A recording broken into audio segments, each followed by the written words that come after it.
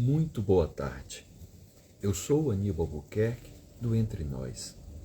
E hoje, em mais um Entardecer Espírita, estamos aqui reunidos para abordar a segunda parte do tema A Morte e o Morrer. Gostaria, para nos prepararmos, para começarmos, convidá-lo para fazermos uma pequena prece, uma oração. Se desejar fechar os olhos, procurar serenar a mente, aquietando os pensamentos, mentalizando a imagem do Mestre Jesus, gostaríamos de agradecer por mais uma tarde, por mais um encontro do nosso Entardecer Espírita, onde iremos abordar um tema sensível, a morte, o morrer, o porvir. Espero que possamos aproveitar da melhor forma possível, que os ensinamentos trazidos pelos bons amigos espirituais possam ser úteis em nossas vidas. Abençoa-nos, Senhor, agora e sempre, que assim seja. Amados irmãos, muito boa tarde. Vamos dando continuidade ao nosso tema da última semana, onde abordamos a morte e o morrer, já que estamos no mês de novembro, onde no dia 2 comemoramos o dia de finados. É importante que a gente aborde temáticas desse gênero para que tenhamos uma melhor compreensão da vida do espírito, seja esta vida quando estamos na carne, encarnados, bem como quando partimos da carne ou quando estamos desencarnados e estamos na erraticidade. Nome este, dado por Allan Kardec, para representar aquele período em que nos encontramos entre uma desencarnação e uma próxima reencarnação, já que a doutrina espírita, além de acreditar na vida eterna do espírito, na vida espiritual e na imortalidade do espírito, também fala da reencarnação.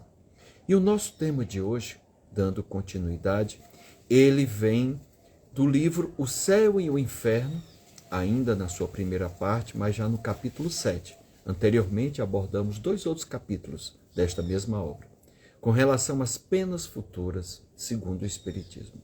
Por que Kardec se preocupou com esse tema? Porque nós temos uma crença ainda em nossa sociedade, a qual devemos desconstruir, de que as falhas que cometemos, os erros que fazemos, nós iremos pagar e a nossa pena é eterna, como se fosse uma prisão perpétua, que nós nunca nos libertaremos, que nós nunca teremos chance de nos redimir, de pagar essa pena. Então Kardec usou esse nome, as penas futuras segundo o Espiritismo. E aí, claro, porque a doutrina, além de ser reencarnacionista, acreditar na imortalidade dos espíritos, traz 2 coisas também de extrema relevância. A primeira é o livre-arbítrio, ou seja, eu tenho a liberdade de fazer tudo que eu queira. E a segunda coisa, consequência disso, é que o que eu faço ou deixo de fazer, ela traz uma política de consequências, que é a lei de causa, ou seja, o que eu causar terá um efeito, causa e efeito. Então, o que é que Kardec, nesse capítulo, abordou em um tópico chamado Princípio da Doutrina Espírita sobre as Penas Futuras? Olha que interessante. E aí, Kardec deixa bem registrado que o que a doutrina nos apresenta com relação às penas futuras não foi uma teoria pré-concebida por ele, mas sim baseado nas observações das diversas comunicações recebidas. Com base nisso, tanto as orientações de espíritos esclarecidos que vêm nos orientar, mas também aqueles que estão passando pelas consequências de suas causas.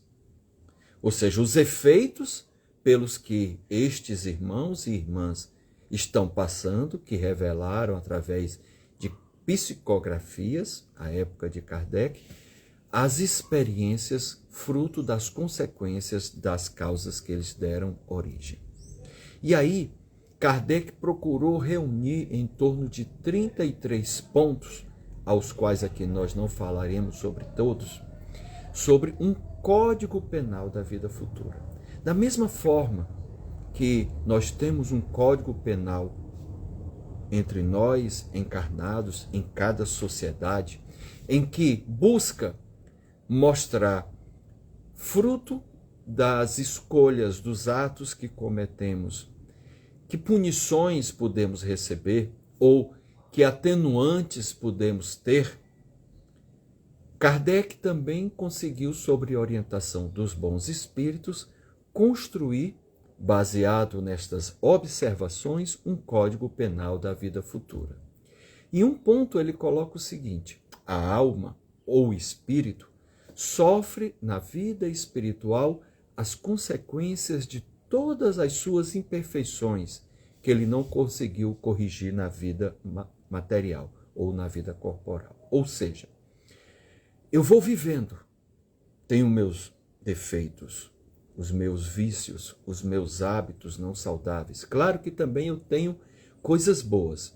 E aquilo que eu vou conseguindo me desvencilhar, que eu vou destruindo, isso não será mais causa de dor ou de sofrimento no futuro. Inclusive, enquanto eu estiver encarnado, bem como quando eu desencarnar.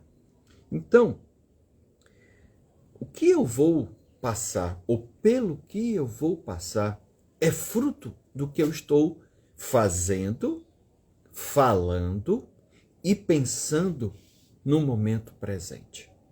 Mas tudo aquilo que eu me liberto, que eu me desvencilho, como o nome já diz, liberdade, eu não precisarei sofrer. Então eu tenho que ter cuidado, dar atenção em procurar a cada dia, a cada oportunidade, melhorar como ser humano, melhorar como pessoa, seguindo conforme as leis de Deus, as quais Jesus coloca, resume em duas leis. Ama o teu Deus sobre todas as coisas, com todo o teu fervor, com todo o teu amor, com toda a tua atenção, com todo o teu amor, com toda a dedicação. E ama ao teu próximo como você quer amar a si mesmo, como você deve amar a si mesmo.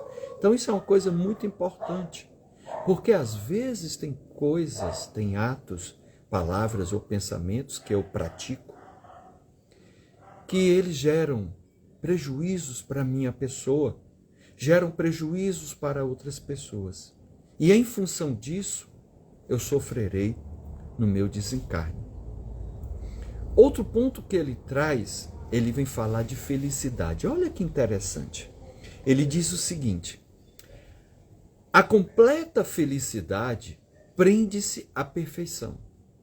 Isto é, a uma purificação completa do espírito. Algo que com certeza eu, você ainda não alcançamos neste momento de nossa vida. Então ele fala de completa felicidade, sem dor, sem sofrimento, sem vícios, sem sermos escravos dos nossos hábitos ou vícios. E aí ele complementa: toda imperfeição é, por sua vez, causa de sofrimento e de privação de um gozo. Então, Kardec observou muito nos depoimentos, e eu tenho observado também, tanto na literatura espírita, como nos diálogos que mantenho com espíritos em reuniões mediúnicas, o quanto a nossa imperfeição gera dores e problemas para nós no futuro. Às vezes até já no presente. Mas quando desencarnamos, essa dor amplia-se, ela aumenta. E é disso que nós estamos falando hoje, para que eu tenha uma vida futura melhor.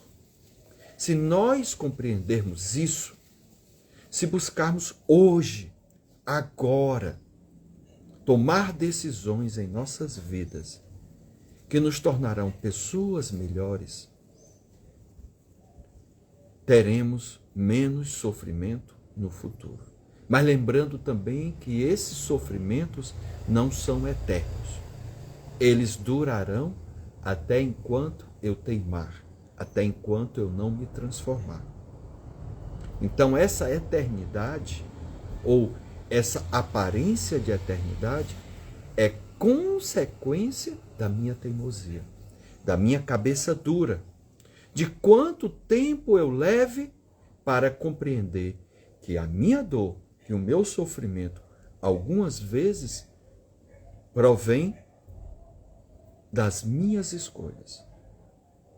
E no momento em que eu busco me transformar, mudar, eu vou me libertando, aprendendo, deixando de lado e depois reparando, corrigindo, perante a si e a terceiros.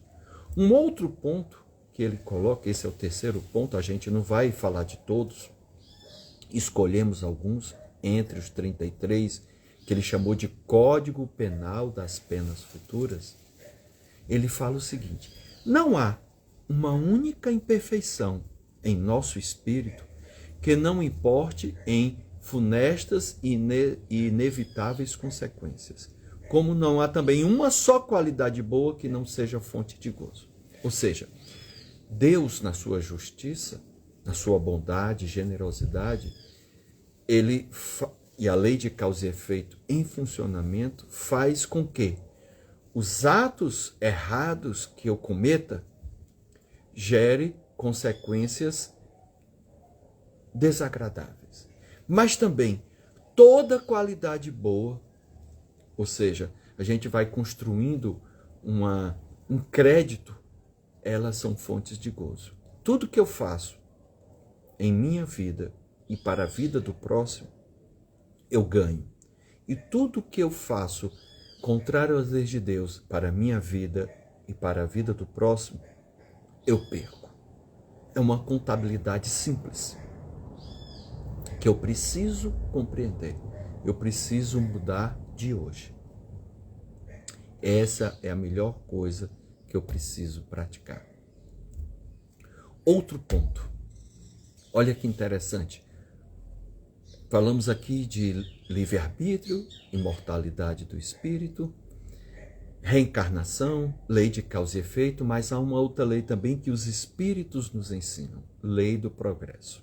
Ou seja, a cada época que o espírito vai passando, evoluindo, nós vamos progredindo. Hoje, você, nós estamos melhores do que ontem, do que encarnações passadas. O espírito não regride. No máximo, ele pode estacionar devido à sua teimosia, o seu desconhecimento.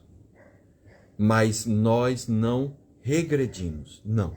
Nós vamos sempre progredir, podemos até parar, estacionar. Então, Kardec, por meio dessas observações, outra lei que ele estabeleceu do Código Penal, das penas futuras, ele fala assim: em virtude da lei de progresso, que dá a todo o espírito a possibilidade de adquirir o bem que lhe falta, como também de despojar-se do mal que tem, conforme o esforço e vontade próprios.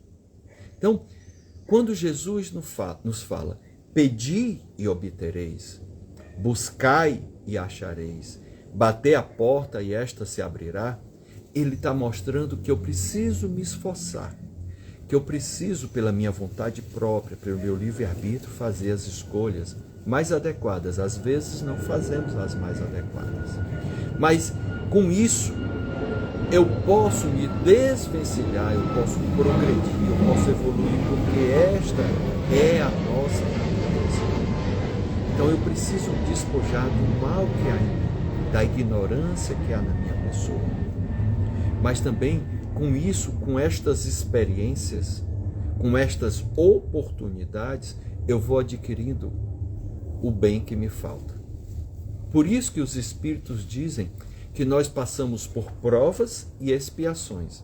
As provas são experiências que precisamos vivenciar para nos desvencilhar do mal e para ver se já conseguimos conquistar o bem. Ou seja, se conseguimos passar, eu coloco às vezes uma comparação de provas, por exemplo, se eu quero ser um profissional, vou fazer faculdade para me formar, eu tenho que cumprir todas as disciplinas obrigatórias e mais algumas optativas para cumprir a grade, além de especializações que eu preciso me aprofundar em determinadas áreas.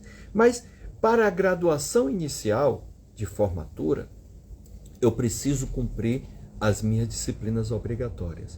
E eu preciso passar por provas para ver se eu adquiri o conhecimento. Assim também somos nós como espírito.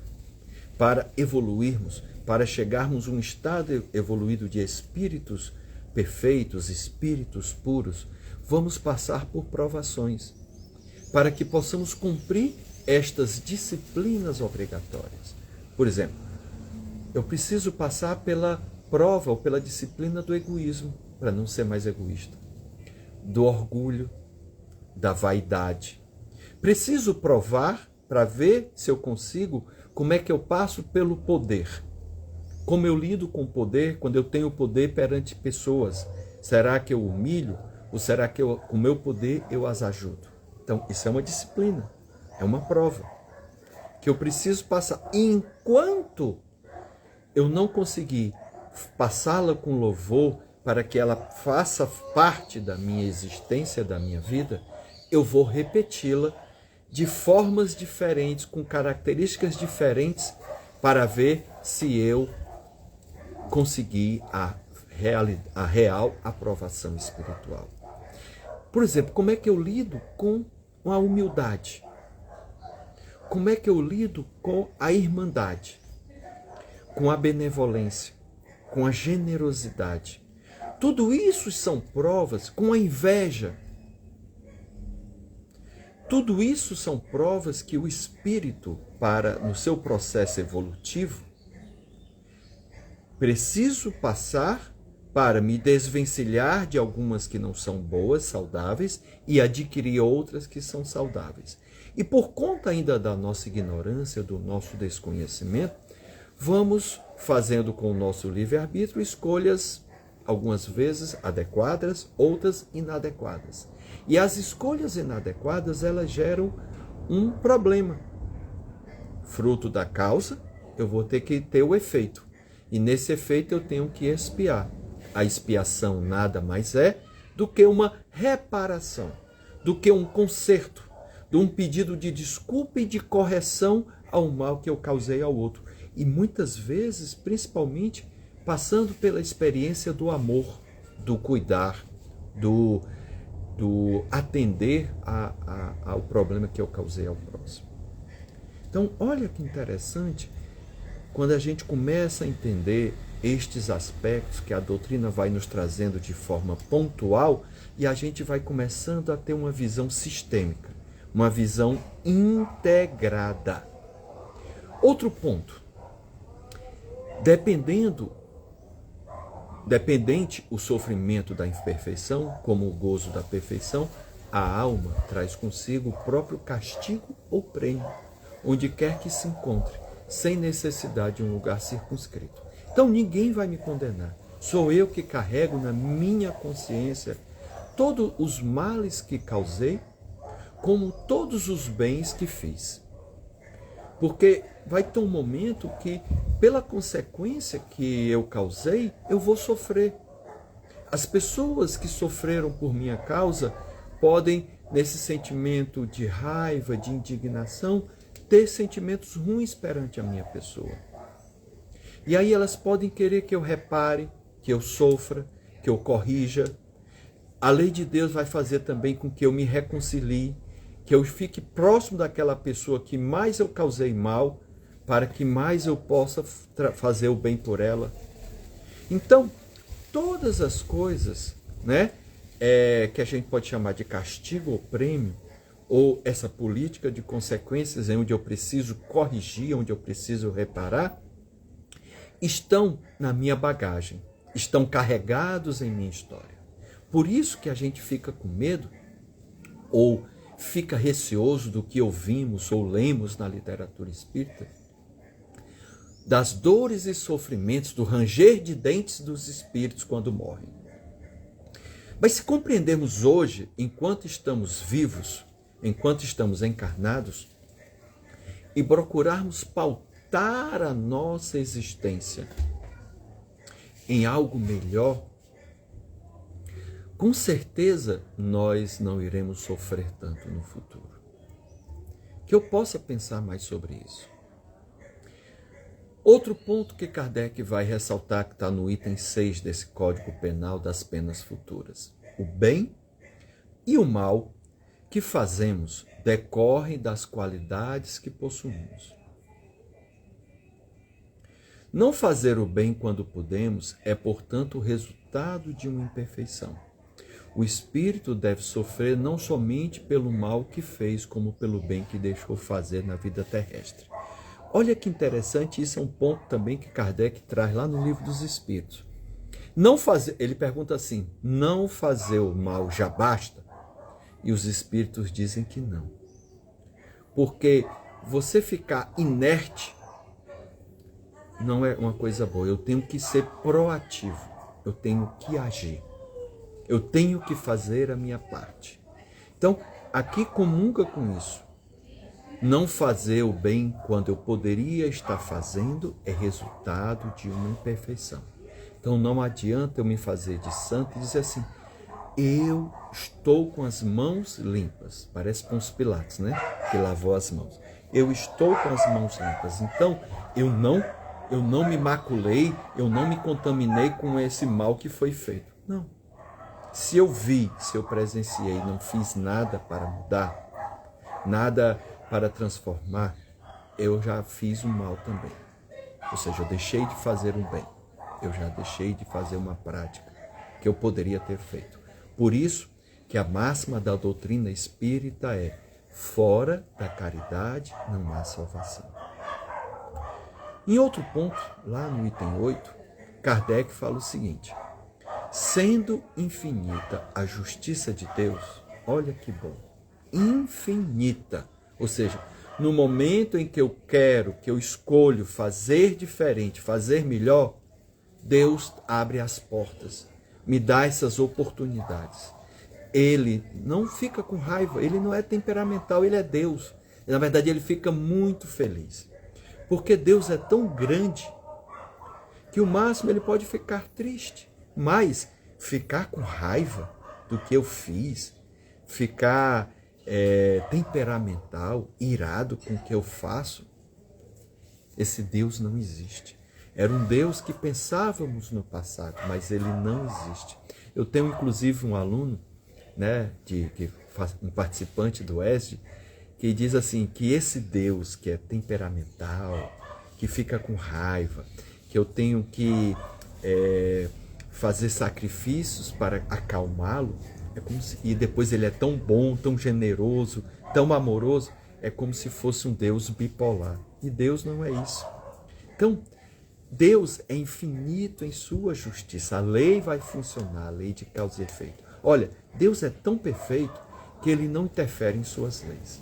Quando ele colocou a lei de livre-arbítrio, me dando a liberdade de fazer o que eu quiser, como também de não fazer o que eu não queira, ele não interfere nessa liberdade. Quando muito, vendo que não é algo bom, ele coloca espíritos como meu anjo da guarda, espírito protetor, mentor, orientador, tutor, familiares, para me aconselhar.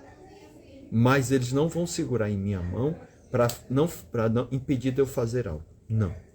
Deus respeita o meu livre-arbítrio, ele respeita as suas leis. Então Kardec fala assim, sendo infinita a justiça de Deus, o bem e o mal são rigorosamente considerados, não havendo uma só ação ou um só pensamento mal que não tenha consequências fatais. Como também não há uma única ação meritória ou um só bom movimento da alma que se perca. Então, tudo tem proveito. É como se você fosse colocando na balança coisas ruins que vão pesando, mas as coisas boas também vão diminuindo as consequências ruins. E a proporção que eu vou colocando coisas boas e vou tirando coisas ruins, essa balança mais e mais vai ganhando força, iluminação, bondade e generosidade. Olha que coisa boa, eu posso ganhar duplamente, conquistando hábitos bons e retirando coisas ruins. Então, não há uma só ação ou um só pensamento mau que não tenha consequências fatais, ou seja, vão acontecer, é fato, mas também nenhuma única ação meritória ou um só movimento da alma que não se perca. Tudo se aproveita na sua infinita bondade. Outro ponto, toda falta cometida, como todo mal realizado, é uma dívida contraída que tem que ser paga. Não há anistia, porque eu, como espírito, preciso aprender. Eu, como espírito, preciso corrigir, reparar toda a dívida que eu fiz com o outro. Porque eu preciso estar limpo, eu preciso estar puro. E se essa dívida não tiver condições de ser reparada, paga ou corrigida em uma existência, será na existência seguinte ou até em mais de uma. Porque às vezes eu posso não ter condições, na sua amorosidade, generosidade e bondade, Deus pode julgar que aquilo que eu tenho que reparar é tão impactante, tão pesado, ou que vai me trazer uma vida tão difícil, se for tudo feito de ele pode parcelar a minha dívida, ele pode renegociar a minha dívida em parcelas suaves, ou seja, em reencarnações à frente. Por quê? E aí é uma coisa, porque a gente está falando de uma única caminhada evolutiva do espírito. Então, se ela é única, todas as existências são solidárias entre si. Olha que legal. Eu, como espírito, sou único. Você também é único. Então, a minha existência atual ela é solidária anterior e às anteriores. E a atual, como as anteriores, são solidárias às minhas próximas. Então, tudo que eu faço hoje, eu vou gerar consequências futuras, boas ou não. Como tudo que eu fiz no passado, estou me gerando consequências na vida presente. Isso é interessante para a gente compreender. Eu vou parar aqui na 10ª. E na semana que vem a gente continua. Então, ele diz o seguinte: o espírito sofre, quer no mundo corporal, ou seja, quando eu estou encarnado, quer no mundo espiritual, quando eu estou desencarnado, as consequências de nossas imperfeições. Então, estas coisas que a gente está trazendo, falando sobre a morte, sobre o porvir, sobre o morrer, a gente precisa falar com clareza, com tranquilidade, com serenidade, porque eu estou falando da minha vida. Os espíritos estão falando sobre a sua vida, sobre quando nós estamos encarnados, quando nós estamos desencarnados e também nas futuras reencarnações. Então, se eu começo a ter uma melhor compreensão, uma clareza, uma exatidão deste código penal, eu poderei tirar de letra ou ter uma existência mais saudável, mais harmoniosa, mais equilibrada. E também outra coisa importante, não colocar as responsabilidades das minhas escolhas em terceiros, porque eu tenho um livre-arbítrio. Tudo bem, o outro vai ter as suas consequências e ele vai, vamos dizer, sofrer também as consequências do que ele fez contra a minha vida. Se eu deixei ele me influenciar, se eu deixei ele ter acesso às minhas escolhas, ele vai ter consequências. Mas estamos ao vivo Nosso querido Tigrão está aqui latindo. Só um pouquinho, tá, Tigrão? Então, se eu compreender disso, eu vou colocar na minha mão o papel que eu tenho na existência divina. O papel de ser sujeito da minha história, de ser o agente das minhas escolhas, de ser o ator principal da minha vida, como você da sua, como cada um da sua. Tá certo? Meus irmãos, como a gente sempre tem buscado fazer, 30 minutos. Nós vamos, se Deus quiser, na próxima semana, passar para a parte 3 desse tema. Vamos ver durante a semana se vai dar certo. Mas eu convido você a dar uma olhada nesses capítulos no livro Céu e Inferno, no livro dos Espíritos, para que você tenha uma melhor compreensão, uma melhor noção disso tudo. Deixo um abraço afetuoso, com carinho, desejando uma semana abençoada, uma vida plena, uma vida melhor, que essa doutrina esclarecedora e libertadora possa a cada dia nos auxiliar na nossa caminhada. E por conta disso, termos uma vida futura mais próspera, mais serena, mais calma, mais prazerosa, mais abençoada, mas que não sejamos egoístas, que não guardemos somente para nós. Possamos fazer com que a nossa árvore dê frutos e possamos alimentar aqueles que têm fome. Desejo uma tarde abençoada, um domingo, um resto de domingo maravilhoso e uma semana com muita luz. Que assim seja, fica na paz do Senhor. Amém.